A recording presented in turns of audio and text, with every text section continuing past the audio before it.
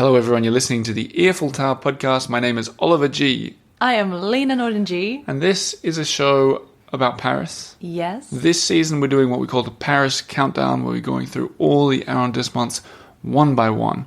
And to give you a little bit of a clue what's coming up today, what do the following words mean to you, Lena? Beehive, swans, automobile factory workers. Oh, okay. A bit of good news. Did I say swans? You did. And a balloon that doesn't always fly. Oh, is it a murder mystery? No. Oh. It is the 15th arrondissement, of course. Oh. All these are things. Lena and murder mysteries, goodness me. All these are things that we visited in the 15th, and we're going to tell you about it. But first, we have not really a jingle. We have intro music by... the one and only... Press Maxon. A.k.a. the Earful Tower's composer. Sounds great. Now, I'm not going to tell you guys what this song is. It's his take on a popular French song, but it's going to relate to something later in the episode. So you guys who are into music can try and figure it out, and you might already know what the... Is it another murder mystery? Oh my god. Hit the music.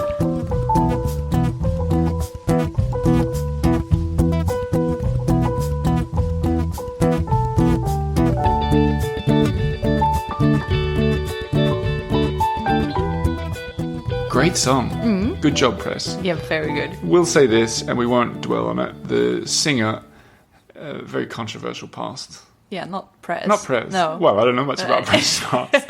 But the band. But we're not going to get into that. What I will say is the name of that song is Le Vent nous portera. And it's a clue. A clue about something that, May or may not have happened. So today's episode is about the 15th arrondissement. If you're just tuning in for the first time, I'd almost recommend going back and listening from the 20th, because we're going all the way through. But before I even sort of start talking about the 15th, I want to do a quick shout out. Hello to all the new Patreon subscribers. You guys are running this steamboat, so thank you very much. But secondly, I know we said we're not going to read out emails and letters and stuff, but there's one that really made me laugh. Okay. And I think it deserves a shout out because it's a little bit different. It's from Betsy Schaefer. And she wrote on the Patreon member page. She wrote lots of nice things. I'm not even going to get into it, but she said that she's been listening and re-listening in preparation for a trip to Paris while swimming every day. And I was like, listening. I didn't know you could even listen to Underwater. Yeah. Well, I didn't even know you could listen while swimming. This is, I guess she has AirPods on or something. I like guess so. And but maybe she's doing like the, this nice stretched neck kind of. Breaststroke with her head out of the water.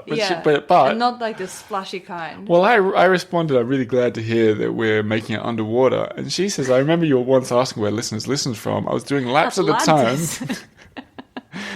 She said, I was doing laps at the time in the pool, and I nearly laughed out loud, which is not a good idea underwater. Oh, no. So we should try and make Betsy laugh right now. Maybe that Atlantis gag will just have done it. Anyway, we shan't dwell on that. Thanks for the email, Betsy. What I do want to talk about is the 15th arrondissement. And instead of us giving our sort of first impressions, I figured a good way to do it is to ask the one and only Fox, an Australian guy from a cafe called Good News Coffee Shop. And I asked him to explain the 15th for anyone who's never heard about it. Here's what he said. Yeah, the 15th, how would I describe it? I think it's often a bit forgotten over here in this corner of Paris. People tend to not journey to the 15th to visit the neighbourhood, apart from maybe going to the Eiffel Tower. It's a great part of town. You have all the benefits of being within the city. It's got quite a lot of green spaces and a great selection of coffee, as you know. But yeah, I've really enjoyed living here. It's always fun when you're walking around and all of a sudden, out of the corner of your eye, you see the Eiffel Tower just standing tall right there down the end of one street. It's always kind of nice to see the tower. Yeah, I think it's a bit of a gem, I think. Bit of a gemstone in terms of Paris quartier. It's quite residential and family oriented, so it's a little bit calmer, I find over this part of town, which I like. And yeah, it's just it's got a lot going for it. The 15th. Australian accent. Yeah, another Australian. Friendly chap. And he is a good point. We did see a lot of the Eiffel Tower as we did. Walking around. So geographically, if you guys are imagining, you're looking at a map, the 15th is just south of the river and on the western side of Paris. It's quite a big arrondissement. And you're going to like this, Lena. I asked Fox, I said, if you could compare the 15th to a type of coffee. Oh, I love this. You love it because I love it. you scripted this for I us. just love it, yeah. I said, what would the 15th be as a coffee? Is Okay. what he said. What kind of coffee would the 15th be? Well, it'd have to be a flat white, given our Aussie heritage over here. And there's also the Australian Embassy, of course. Ah, okay. Flat white. Oh, your favorite. Incidentally, that's what we had when we visited. So Good News Coffee Shop is pretty new in terms of Paris coffee shops and really nice. Yeah, the really lovely. The English rugby team was there. I know. When we were there. And it's a pretty slim door, and they... Well, the door was half closed, but they still tried to get out. They're enormous. They were wide guys, yeah. Some of them couldn't fit. But the coffee shop is great. And Flat White is a good place to start. We even had lunch there, and the food was delicious. Perfect. Fox, the owner. Highly recommend this place. Let's talk a little bit more about the district. Yes. In my opinion, I felt, compared to the other ones that we've been to, that this one didn't have a clear identity. You know? Funny you say that, because I tried to, when I think back at it, I couldn't really pinpoint it's this, or the 16th they had the posh ladies. I couldn't even really find. True. It was the 18th families, there were lots of younger families. Yeah. And But even the like in some of the other districts we've been to, there's a style of buildings. Yeah. There wasn't a single style. Maybe here. because it's so big. Yeah, and the further you walked away from the Eiffel Tower, which is the area where we're kind of staying, it got into sort of bigger, almost I'd say skyscrapers. Not like in some, not like New York skyscrapers, but just much beyond the 6th floor. What do you call house. it? Like high rises. High rises. Yeah. Apartment blocks. It was sort of very style. it kind of wasn't the Paris that you would imagine. It was just big in a different way to the big boulevards. It wasn't like that, and I feel like in a way it was kind of a shut arrondissement in a sense that it was more private. Well, it's funny that you said it because a lot of stuff was shut for us. Yeah, maybe that's why I feel like it was shut. And I think that this episode is going to sort of reflect both people's trips to Paris, what they can be like, but also how Paris can be. Yeah. Even when you plan things, even when you're prepared, you can't be 100%. Yeah. But let's start. I think we can do this bit quickly. Where we stayed was a boutique hotel. It was the first time that when booking, I dropped that I'm a podcaster, and the reason I did it is because the place we stayed, which is called the 12, Relais en French, Relais 12 bis. Weird name, Relais 12 bis. When they have BIS after a number in French, it means it's like saying 12A and 12B. Yeah. And you can only book it for 2 nights, and we only wanted it for 1. And for me, the hotel scene was a bit sort of weird in the 15th arrondissement, and I wanted this one because it was really close to the part, the Eiffel Tower, where it was all border happening. And everything.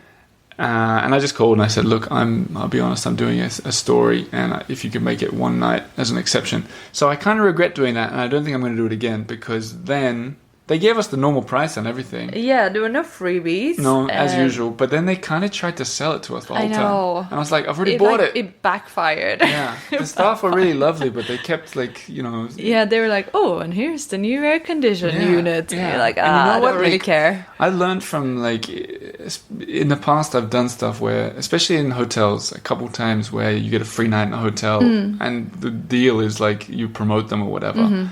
And it's if you're not in this world at all, dear listener, it's quite an ugly thing sometimes. Is the hotel owner will take you in and then they show you everything. They go, here's the bed. The beds are from 2020.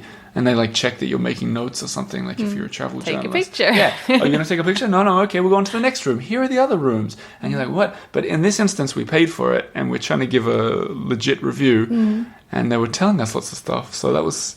Yeah, it was kind of like the worst of both worlds. But the hotel was really nice, and it's been... And the owners were really nice. And there was nothing wrong with it like that. No. But But I backfired myself. Yes. Yeah, but it's a boutique hotel. It's one of those old houses with beautiful mosaic tiles on the interior. And it's a family that owns the whole building. Yeah. And the bottom floor is like, I don't know, 4 or 5 bedrooms, a shared sort of dining area. And it does the trick.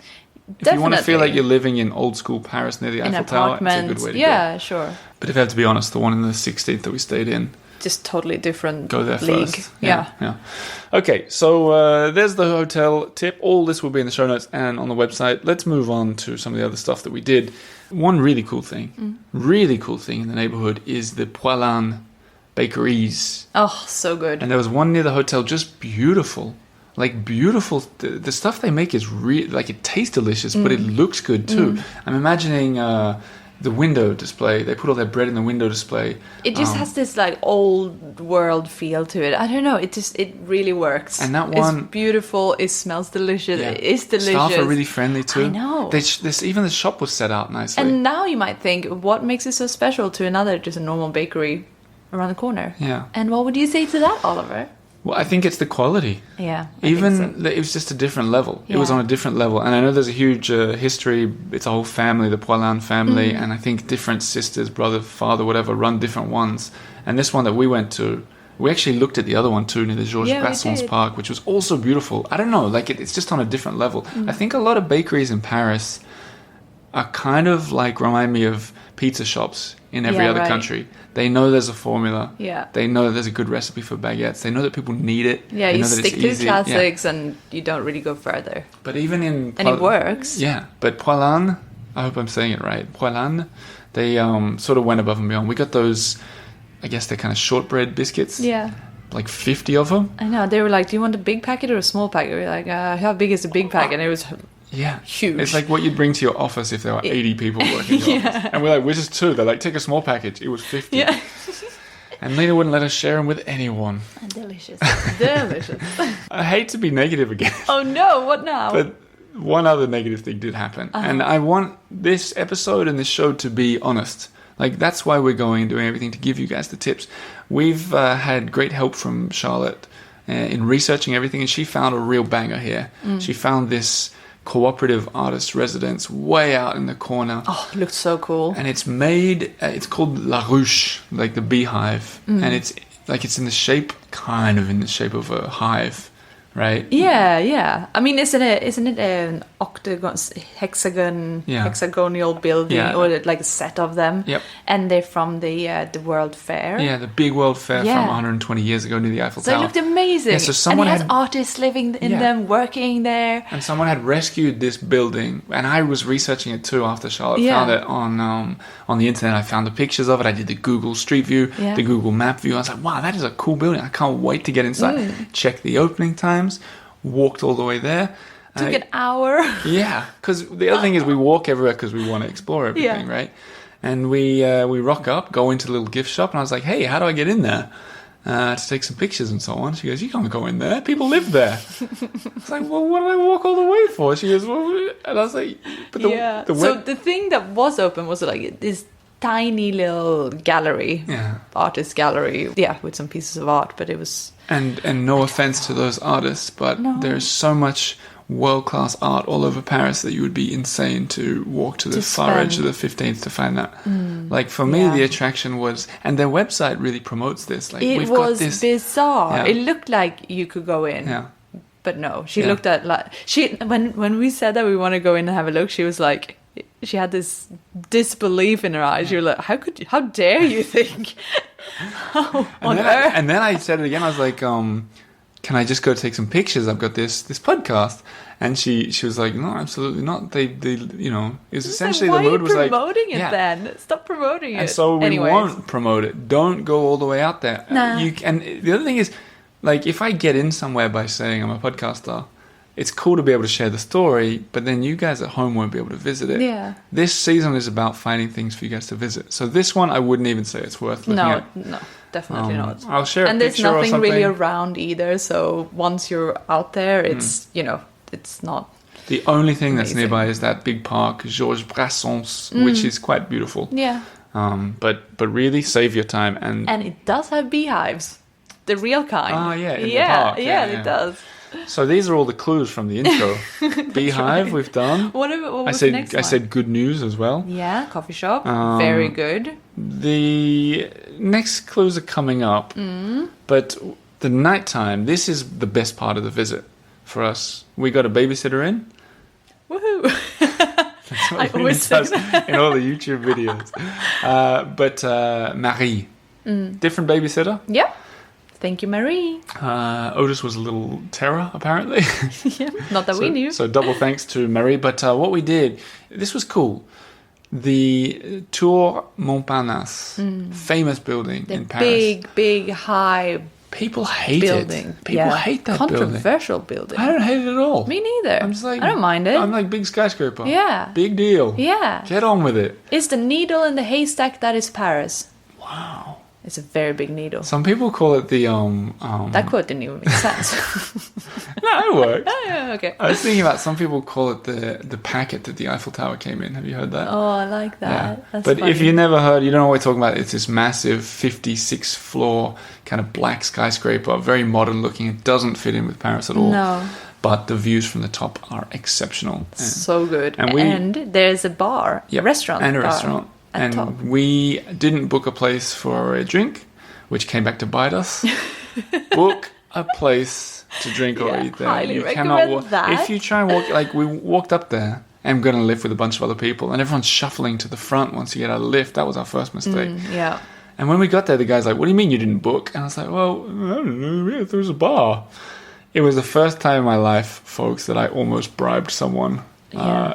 It wasn't pretty. It reminds me of the time I almost bribed someone to get into Silencio. Yeah. Do you remember that? Also not pretty. That was a good story, though. Have we told that on the podcast before? I don't know. Like, long story short, I sort of threatened to give money to this guy in a really funny way. And he, and Lena and Eddie... So embarrassing. Well, I'll tell the story. There was this really fancy place and they were turning people away, cool nightclub. It was really late. Yeah. It was like 2 in the morning or something. And you and Eddie had given up. And I said to the guy... We were like, let's go. This is like 3 or 4 years ago. And I said, can we come in? He says, no. And I said, well, we're famous. We're kind of a big deal in Australia. We weren't. Still not.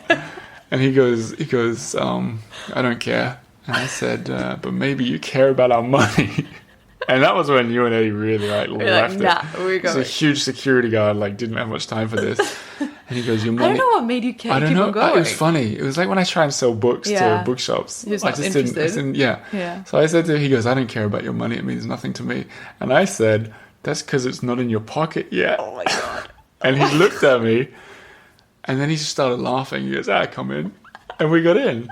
It was amazing. And no money exchange. No money. Except for we bought a drink. I remember it being really expensive back then. Anyway, speaking of expensive, the cocktails at the Ciel de Paris are expensive and they're disgusting. Yeah, I wouldn't say disgusting, but they're not great. Compared to last week at Cravon, Oh, yeah. which were excellent cocktails. Yeah, okay, they were made disgusting with then. love and care. And they're the same price. These No, were but you know disgusting. what these cocktails at the top of Montparnasse felt like? They felt like, when you go to a resort, like a chartered resort holiday, and on the busy touristy streets of a Greek island. Yeah, that's what you Where get. are all these holidays you're taking? I I don't know. It's an imaginary one. It's okay. imaginary. It did. I'll travel in my mind. It felt pre-mixed, kind of. Very pre-mixed. And I don't care. And very sweet. I'm not a cocktail snob at all. No. But stick to champagne if you're up there. Good point. Champagne with the Eiffel Tower sparkle. Well, that's what I was going to say. It's not. It's not about the quality of the drink. You're up there for the view Exactly. and nothing else. We didn't eat, Yeah. so I don't know what the food's like. You'd have to be crazy to go up there expecting a good drink. Yeah. I think they're crazy for not taking it to the next level. I know it was weird. They should They should be top imagine standard up there. Cravon Yeah. up there, Oh my God. and you pay twice as much. It would work. I think so. Also, guys, when you book a table, make sure to ask for a table next to the windows. Yeah. Because some of the tables are really far in and you can't really see anything. Some of the people were facing the wall. I Yeah. didn't understand that. So that is kind of pointless. It was a bit of a touristy spot. It is a bit. And it's right on the corner of the 15th. But I think in terms of, if you look at my website, the picture at the top of my website, like the header image, the banner image, that's taken from the window up there, and it looks amazing. Yeah, it's Paris at spectacular. night with the Eiffel Tower right in front of you. Whew, perfect. And the lifts are pretty fun. The elevator. Oh yeah. Yeah, Your so ears pop. your ears pop. There's 56 The floors. small things in life, isn't it? Keeping on the good vibe, the dinner we had was exceptional fun. So good. The Café du Commerce. Café du Commerce. So this is back on like that, the more vibey part right of in the the middle of the 15th. 15th. Exactly. Rue de Commerce it's called. And lots of shops during it's really the day. nice. Yeah, really cool for a walk. And this restaurant, someone who lives in the area had recommended it to us, and he explained it really well. He's like, if you're walking past it, you would never... You'd never even see you it. wouldn't even go in. No, because 'Cause you can't see anything from It the reminds outside. me of a cinema. Yeah, Like, it looks like a cinema. It's just like a long, badly lit corridor, Yeah. and it did not look interesting or Yeah. enticing Yeah. at all. Yeah. But keep on walking. When I say it reminds me of cinema, I mean like those old cinemas where you look in, it's just a room or whatever, and then you get your tickets and you go to the next bit where it all begins. It was exactly And like then that. it's amazing. Yeah, and this was, it had to be like a 30-second walk before you get to the restaurant. Yeah. And once you get in there, it opens up like the inside of an old ship.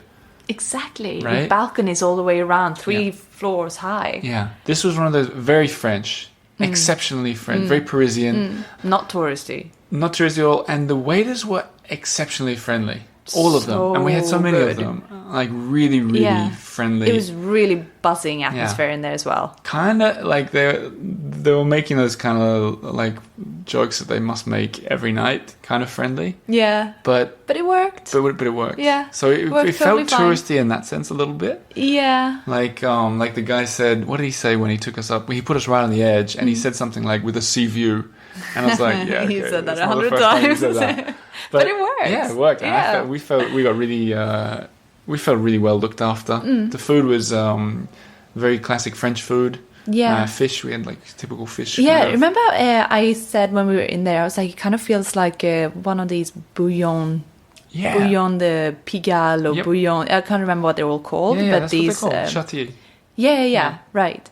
And if you don't know what that means, it's kind of like, I wouldn't want to say canteen, but almost canteen And that's style. the history of this place too. You know that. That's what. Really? So it used to be. That was another one of the clues. Yeah, back in the boom of automobile. Yeah. Automobile. Why am I saying automobile? Automobile. When they Planes, built all the trains. cars, right? Yeah. Citroën, I think it was actually. All the workers would go into this building for like they essentially made one meal and like slosh it onto their plate. Next, like in a prison. So they all. I mean, I'm sure it was a lot lovelier than that. Yeah.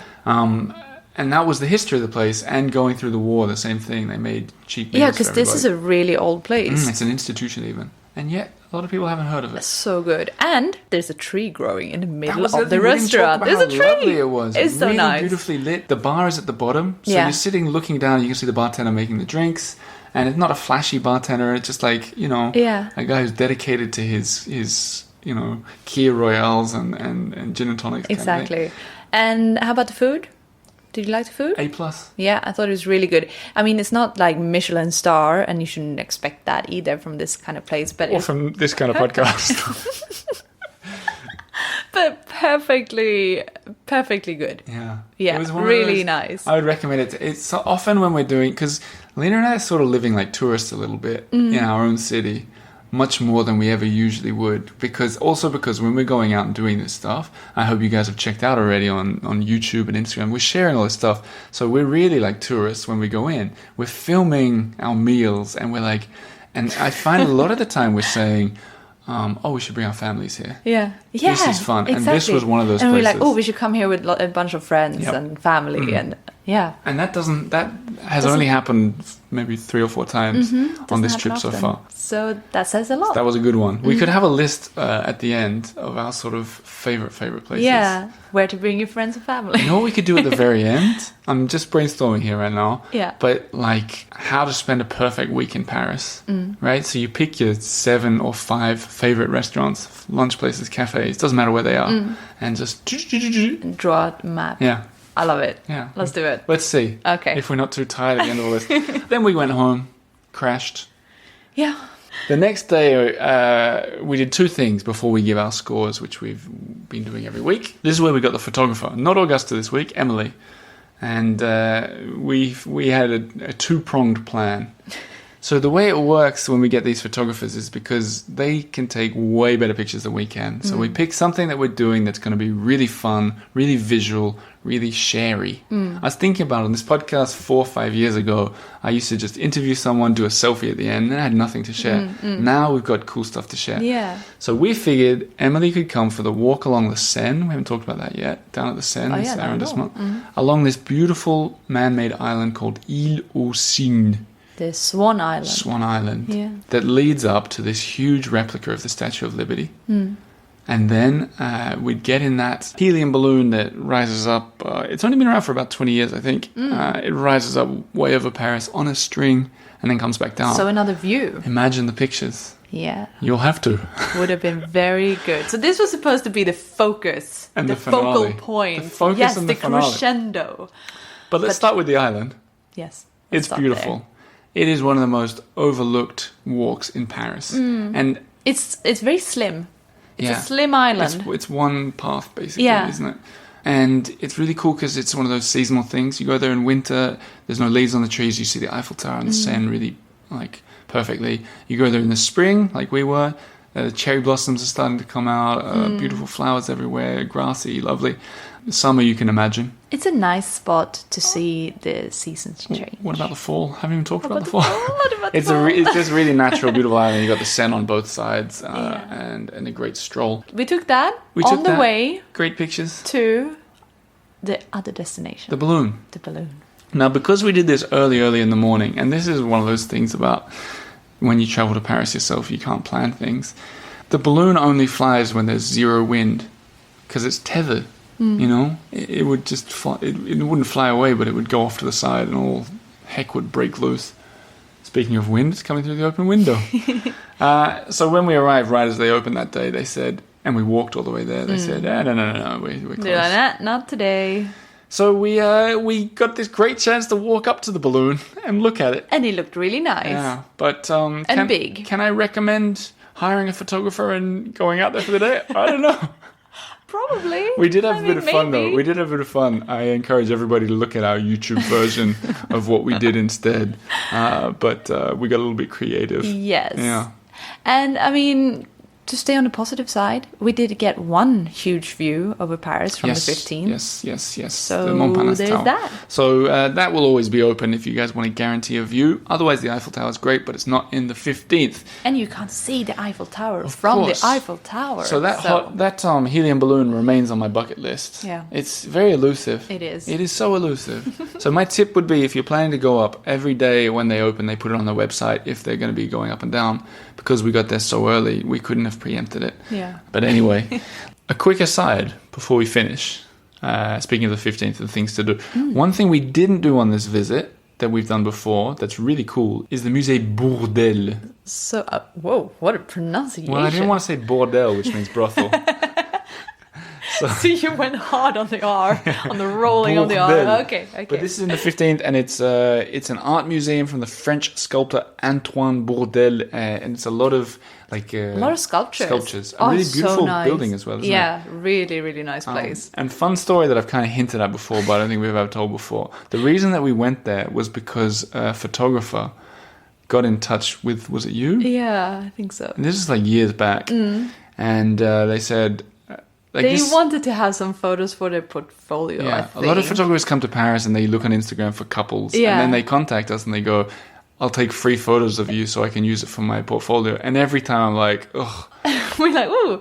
But this time we're like, okay. But this why time, not? because she had this vision, she goes, she was from Eastern Europe, and she had a vision of taking pictures inside a This museum, right?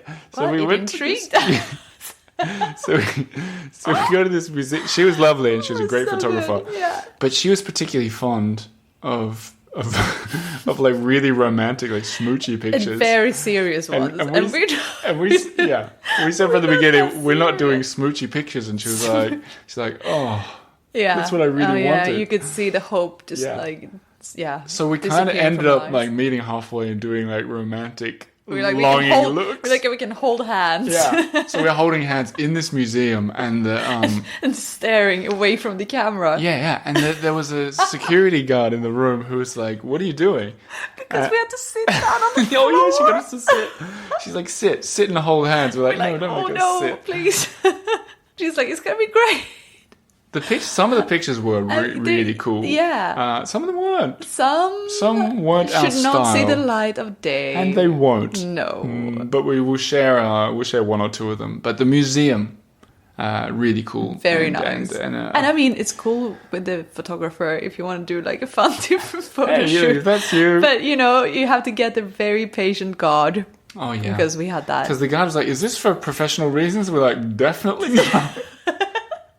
Anyway, let's get on with our scores, Lena. If you're listening for the first time, this is where we rank the arrondissement on certain criteria every week. Lena and I do 5 categories out of 10. It adds up to something out of 100. And usually we're very synchronized. So here we go. Strollability. I give it 3. Me too. Ooh. Not very strollable. Not hugely That strollable. island walk was the redeeming feature. Yeah. But most of the arrondissement, I like that the area of the commerce. Yep. That's nice. That's the other redeeming feature. And you got the park, Yeah. Georges Brassens, But compared to Montmartre or yeah. something, no. No. Affordability. 5. Really? I put 8. Really? This is a big difference. This needs to be Really? discussed. Yeah. Interesting, because I thought my reasoning was like, bang in the middle. That's a reasoning. You mean the prices are all bang in the middle? It's just kind of like you have some really expensive stuff like Montparnasse, like the cocktails Although there. they weren't even that crazy expensive, No? considering. I figured, but I mean, I thought that the And then you got restaurant. some I thought that restaurant was quite reasonably priced. Yeah. For being so cool. That's what I meant as well. I just figured that Montparnasse Tower wasn't really representative of the other things we saw in the district. Yeah, okay, maybe it's an outlier. Yeah. Okay, am I stuck with 5? No, yeah, you're stuck with it. It's every first impressions. week. No, but also it's so close to the Eiffel Tower that anything, including our hotel that's closer, is going to be more Yeah. expensive. So fair enough. Okay. Okay. Shareability? 5. 4. 4. Yeah. Okay. Yeah, close. Okay. Touristability? I'm sticking with 5. I put 3. Really? Now you have to explain yourself. Well, I mean, I think we did every touristy thing available. Montparnasse. Yeah, we really searched. Montparnasse and the island. That was kind of it for tourists. You know, Yeah. like if you compare it to like the 7th or the Marais, where there's 70,000 options for tourists. Okay, 5 was generous. Well, that's okay. It's nice. This always happens. Every weekend I'm I think you gotta regretting. even out. What did you put about accessibility? And what do you mean by accessibility? I mean, like, first, when you're there, is it easy to get around, and is it close to the rest of Paris? I put a 4. I put a 3. Okay. What did yours add up to? 22. 21 for me. That's 43. That's a bad score. Yes. But I think the 15th arrondissement is a place to live. It's not for tourists. It's not for touristing. I think if you are thinking to visit, you're not gonna find a vibe there. Like we said, like we found in the 17th family vibe, 16th posh vibe. It's too big. It's too few touristy things. Yeah. It's and it's spread out. So there It's you a go. 5, bang in the middle. Yeah. So that winds up the 15th. An unusual visit, but a fun one. Yeah. Uh, One might say we failed to do a lot of things. Yeah. But That's just part of it. That's it. And we did our best. Coming next week is the 14th arrondissement, which we've already experienced. It was really fun. We got lots to share. And then obviously the 13th after that. But I want to say a huge, huge thank you to the Patreon supporters who make everything possible. No sponsors here, no freebies. It's thanks to the Patreon members that this happens, and we're putting extra content out for you guys too. Patreon.com/the Earful Tower. Lena, thank you for being my guest, Thank you. and see you all next week. Bye-bye.